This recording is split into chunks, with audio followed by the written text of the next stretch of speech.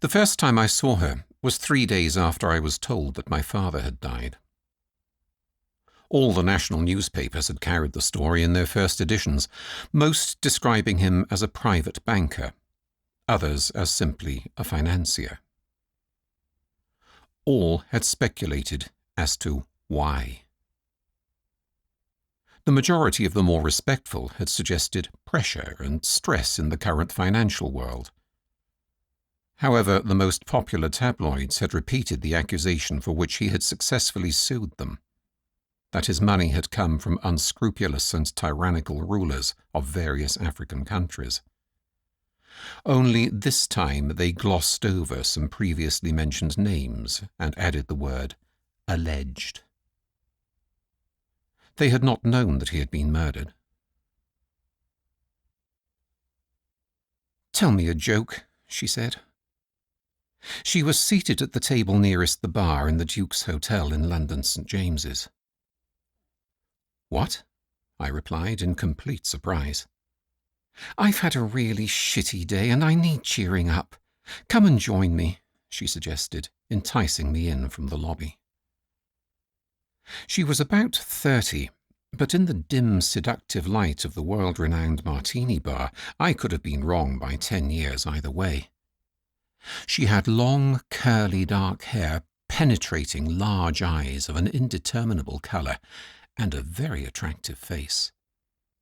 As to her figure, I had no way of knowing for sure, but from what I could see, she was quite petite.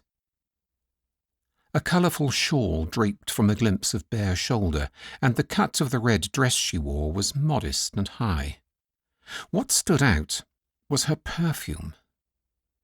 The clear, smoke-free atmosphere carried an array of sweet aromas, mingling with the gin and lemons and the fresh damp air of the outside night, but hers was the sweetest.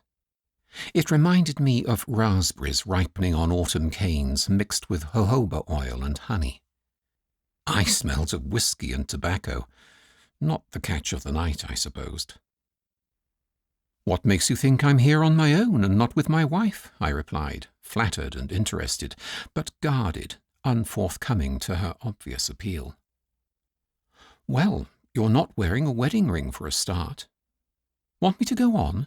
my new friend said playfully. I nodded my acquiescence, adding, "Why not? I've got nothing better to do with my time," trying to seem disinterested, which I definitely was not. "Your shirt could do with an iron, and the suit has seen better days. Your hair needs a trim, and quite honestly, you look out of place, not a local by many a mile. Up from the country for a day, or perhaps 2. No, more than that, I'd say. You've been dragged here reluctantly and want to get back to the farm as soon as you can." "Anyway, I only asked for a joke, not a page-by-page description of your inactive life." "Perhaps my lady friend is equally unattractive," I responded to her accurate assumption and correct observation. "That's an old-fashioned expression, but at least it establishes that you're not gay. Plus, you're not pretty enough anyway. I'm Judith, by the way. What did those lady friends of yours call you when you were younger and playing the field?" "Am I that ancient? Thank goodness I left my bath chair back in my room. I would have felt embarrassed had I have brought it." This was the second invitation I'd had in 3 days to have a conversation with someone I had never met.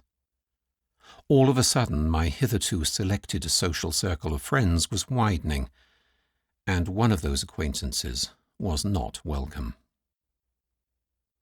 Joseph, my butler, had answered the front door to the knock I had heard, and was now standing in front of me, announcing the arrival. "There is a police officer wishing to see you, sir. Shall I show him through?" "Lord Paterson? I'm Detective Chief Superintendent Fletcher of the Special Branch. I've got some news for you about your father. May I come in?"